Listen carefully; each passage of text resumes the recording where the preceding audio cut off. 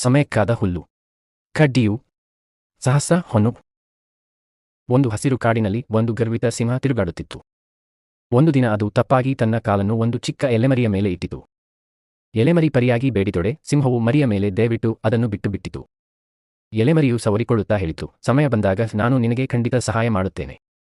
ಸಿಂಹ ನಗುತ್ತಾ, ನೀನು ನನಗೆ ಸಹಾಯ?